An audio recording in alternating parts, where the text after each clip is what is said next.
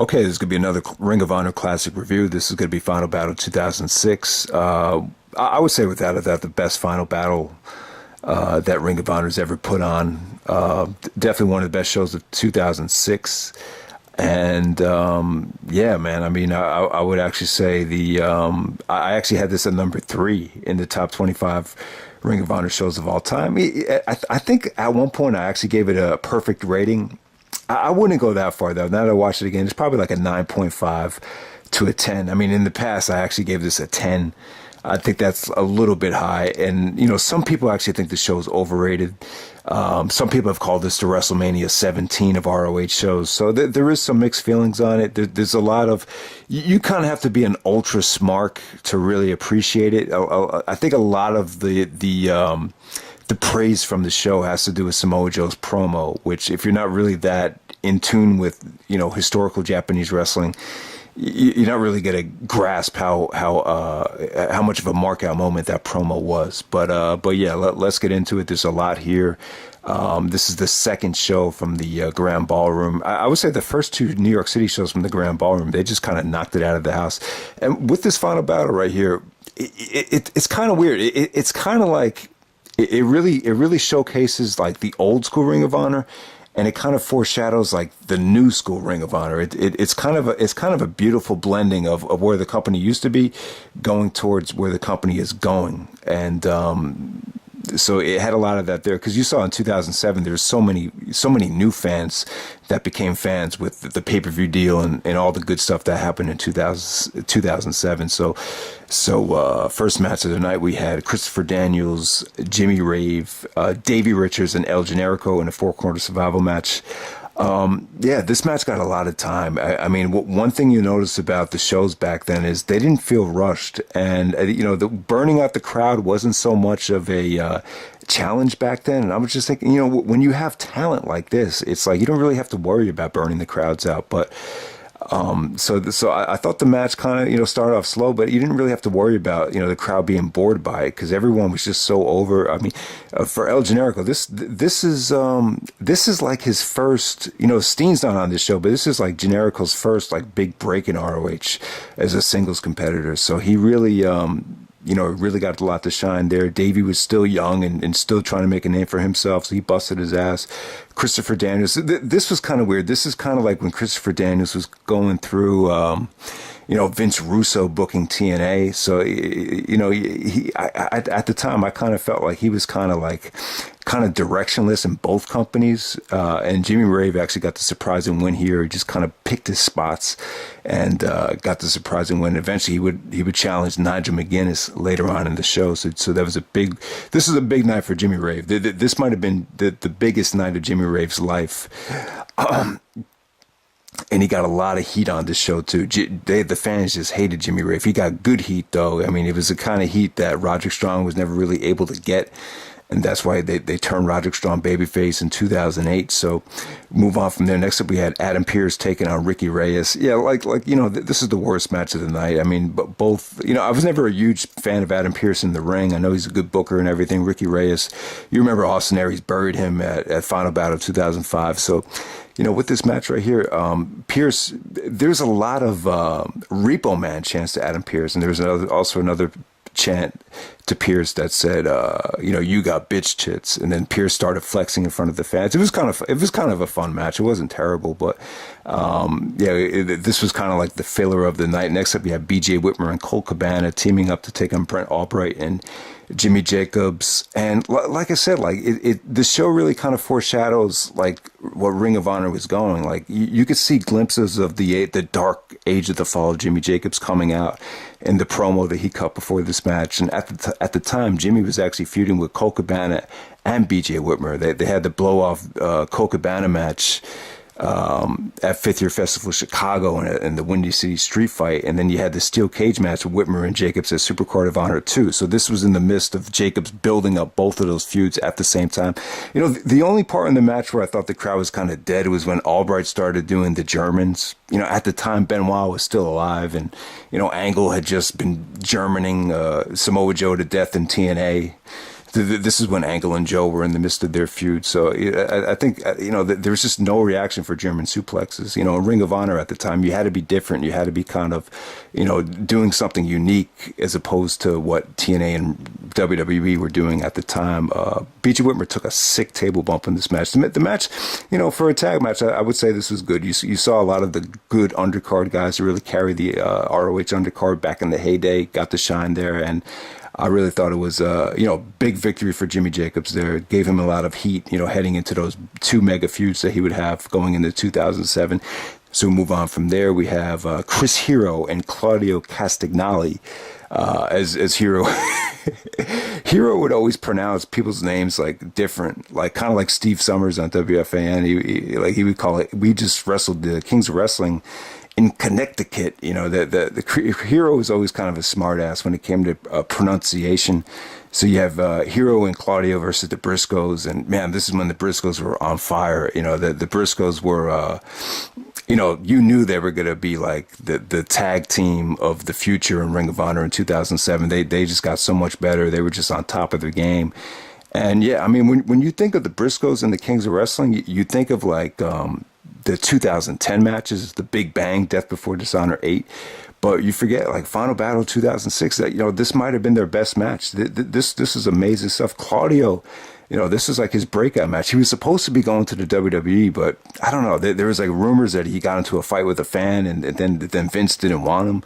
So there's a whole bunch of behind the scenes stuff there that I don't even remember. But, for whatever reason, Claudio said, he's going to be sticking around for a while.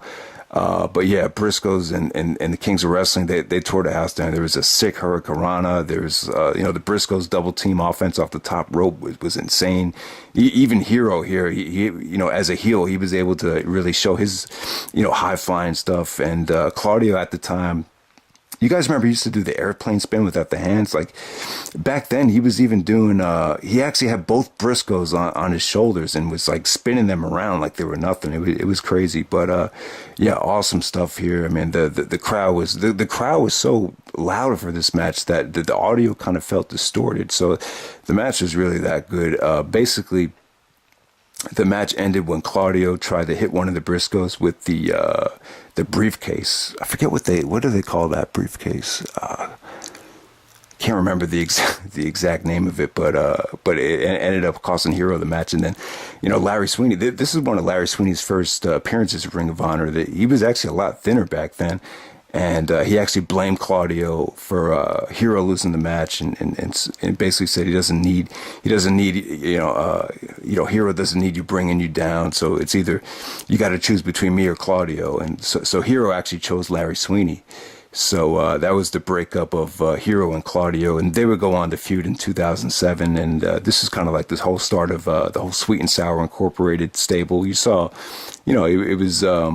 It kind of set the tone for what would come in 2007. And Claudio, he was going to give like a farewell speech. And the funniest part about it was, he said 2000. He was trying to say 2006, but because he didn't know English, he said 2000. Dick, and then everyone was like, "Hey!" It was like, and he was like, "Excuse me, English is my second language." That's one of the things about Claudio. Like, he never really felt comfortable with the English language, but he was going to give a farewell speech, and then he just said, things didn't work out. He's going to be sticking around, and then Larry Sweeney and Hero rejected him, and then Samoa Joe comes into the ring and cuts a promo on Pro Wrestling Noah. He's like, "Pro Wrestling Noah, send me your best, send me Marufuji, send me Morishima, and if you have the guts, old man, send me Mishuhao Misawa."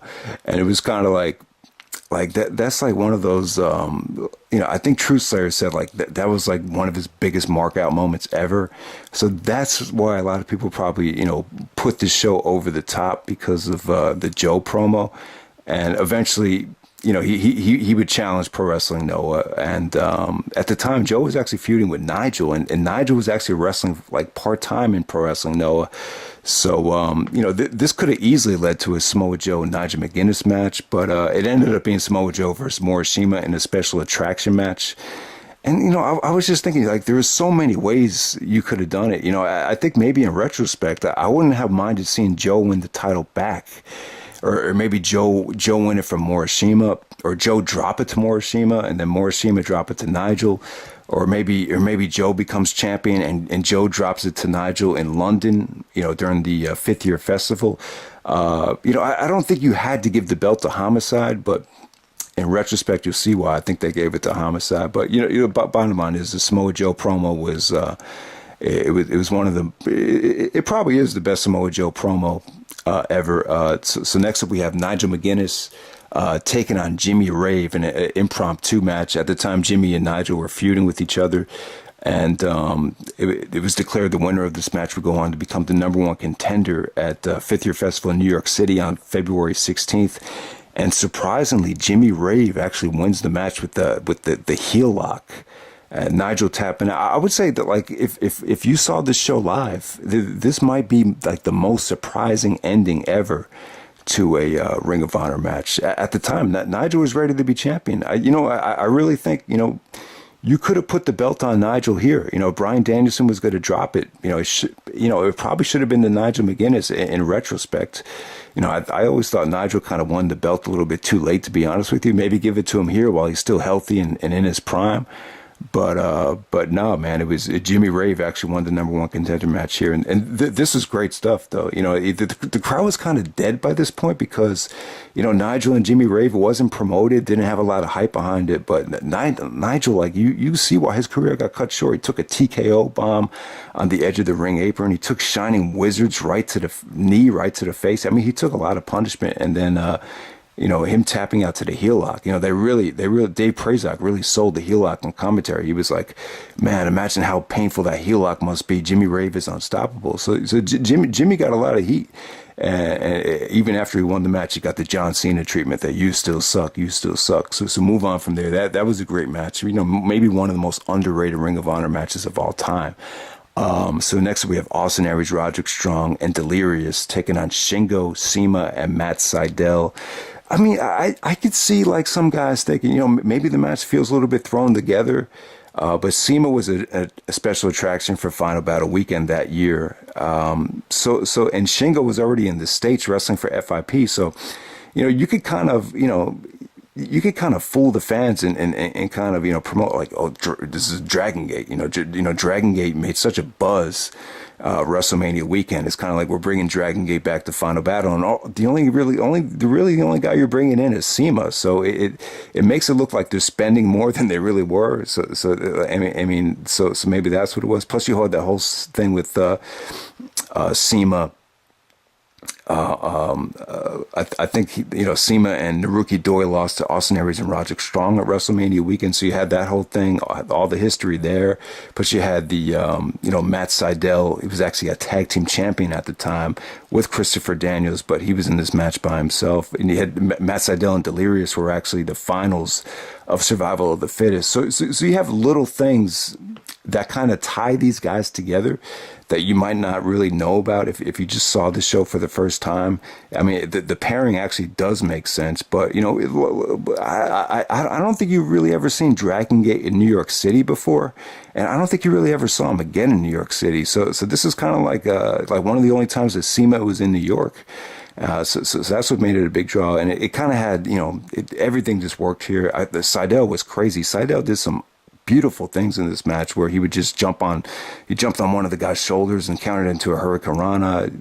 That was great stuff. Shingo at the time was kind of raw, like he was still getting better, but you could definitely tell he was improving day by day.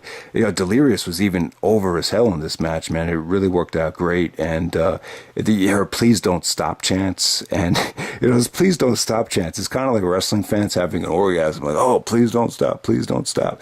And you got to hear in this match. The match definitely delivered. I could see why some people might think this match seems kind of thrown together, and it definitely it's missing a lot of the Dragon Gate guys, but it's still you still have that Dragon Gate core, and I think that's what makes the match so attractive. And like I said, Austin Aries and Roderick Strong, they actually faced CIMA back at WrestleMania weekend, so it definitely had that rematch kind of value to it. CIMA actually got the finish wasn't great, but CIMA actually got the win back there, and so that match just rocked the house. And then the main event, you have Bryan Danielson defending the ROH title against Homicides. So Danielson had been the champion since September 2005. Doesn't lose it until Final Battle 2006. So he had been champion for 15 months. At the time, Danielson actually had he needed to get shoulder surgery. He hurt it in a match against Colt Cabana back at Gut Check. So he had been wrestling for 4 months with like a torn shoulder, and he just couldn't compete anymore. So he finally sucked it up and was able to put on a classic with Homicide. There's so much things to say. The Danielson and Homicide have a huge history. They had a best-of-5 series. They had, countless matches in ROH. They had been building this match up for months. Homicide actually got screwed at a show called Destiny, where the referee stopped the match when Danielson was giving the elbows, and Homicide never quit. So they built Homicide up as the savior to the ROH and CZW feud. Like Homicide was beefing with Jim Cornette, and Adam Pearce turned heel, and then Homicide was really like, he's the one that really got the pinfall and won the feud for ROH. So there was a lot. Homicide had a lot to do with the ROH CZW feud, and Homicide. Some would argue, CM Punk even said this, that the 4 most important people to the success of Ring of Honor staying in business was Homicide, CM Punk, Samoa Joe, Gabe Sapolsky. He said if it wasn't for them, and he says he doesn't give a shit if he doesn't name anyone else, and they get upset. Those are the 4 most important people. So, it was kind of like a lifetime achievement award for Homicide. I at the time when I found that Homicide won the belt, I was like, Homicide from LAX? I was just like, that's the guy that Danielson drops it to? Like, it didn't really click. But if you've seen all the work that Homicide did in ROH, it totally makes sense. Homicide is one of the most unique and important characters to Ring of Honor. He was the MVP in 2003. Some of the best feuds in ROH history with, Steve Corino and Samoa Joe. The guy's been, not everyone, loves Homicide. I'm sure there's some mixed feelings on him. And in retrospect, it would have been cool to see Bryan Danielson drop the belt to Nigel, or to have, Bryan Danielson, drop it to somebody else. You have Morishima in the mix and all that stuff. So there was a million ways you could have went with Danielson dropping the belt. Maybe you should have dropped it to someone that was going to stay, not someone that was in TNA. And, eventually they had to pull Homicide and from Ring of Honor because, TNA pulled everyone because of the Ring of Honor pay-per-view deal. So that had a lot to do with it as well. But yeah, man, the match came off awesome. Even though Danielson had a hurt shoulder, you saw Homicide working on Danielson's shoulder. You saw Danielson working on Homicide's body parts.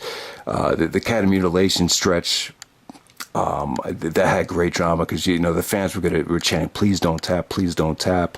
Yeah, man, I just thought everything worked out well. Danielson played a great heel. He was dirty. He hit the small package after he kicked Homicide in the nuts while the referee had the ring bell. That was a great near fall. Danielson took a shitload of chances into the crowd, the suicide dive into the crowd by Homicide, and then Danielson, it's just one of those matches where, you just appreciate, all the work that Danielson put in to be an ROH champion. You could just see his body breaking down. Like, that's the thing about the ROH title. You had Bryan Danielson, Nigel McGuinness, guys that actually, were dealing with these real life injuries because of the effort that they were putting in the ring. And, it was just one of those matches where Danielson couldn't compete anymore. This is pretty much it for him. So he just had to suck it up, and he dropped the title graciously to Homicide. Homicide actually won the belt with a lariat. And, yeah, man, it was just a painful lariat, very hard hitting. And then, it just had that code of honor, man, with like just the way Danielson dropped the belt or handed the belt over the Homicide. It was just like, oh shit. And, it's Homicide, you really, even though Homicide was becoming a big star in TNA with LAX and everything, you could just tell he was still overwhelmed by being ROH champion because of the work that guys like Samoa Joe, Austin Aries, Low Key, Danielson, all these guys, they put in so much with their ROH championship reigns that even though, Homicide was on TV and TNA, you could just tell he was just so overwhelmed because this still, you felt like it just meant more to him than anything. And yeah, Homicide sold the moment well. He was in New York City. He was in his home crowd. So the fans really enjoyed it. They really got behind Homicide. It came off great. This is really one of the only times where I heard Danielson get booed during the Final Countdown interest. There was the Final Countdown entrance. There was a lot of the same old shit chants. I think at the time you could see Danielson's match quality is kind of not really being up to par because of the injury. And I think fans were, you got to keep in mind, he had been champion for 15 months. So it's a long stretch. I mean, looking back on it, yeah, the Danielson title reign was great. But I think at the time, there was a lot of people that were probably sick of him being champion. So that probably had a lot to do with some of the mixed reactions that Danielson got. But yeah, man, so he had to get shoulder surgery, and that was pretty much it. And Homicide, new ROH world champion. He would only hold the title for 2 months, and then he dropped it to Morishima. It was what it was. I mean, it was kind of like a lifetime achievement award. Looking back on it, I don't think Homicide was the right choice. But it's one of those cases where this was like the only time you could have gave it to Homicide before TNA pulled their talent. So you're glad that he got it, but at the same time, when you look at Homicide's reign in retrospect, it probably is one of the worst. I've talked to people at ROH shows that think Homicide was the worst, and even when he had the match with Jimmy Rave at the next New York City show, there was like Morishima chants after that match because a lot of fans wanted Morishima just to take it from him because they knew Morishima was going to win it the next night. So, it is what it is. But the actual moment in the match was pretty great here. So the last 4 matches were amazing. Plus, you got this great Samoa Joe promo. Is it in the top 5 shows in ROH history? It's debatable, but I would say it's definitely in the top 10. And without a doubt, I would say this is even better than Final Battle 2008. I mean, I would say that those are the best 3 Final Battles are 2005, 2006, and 2008. Those would be the top 3, and I would say Final Battle 2006 would definitely the best out of the 3. So that's pretty much it, guys. Hope you enjoyed the video, and that's it. All right.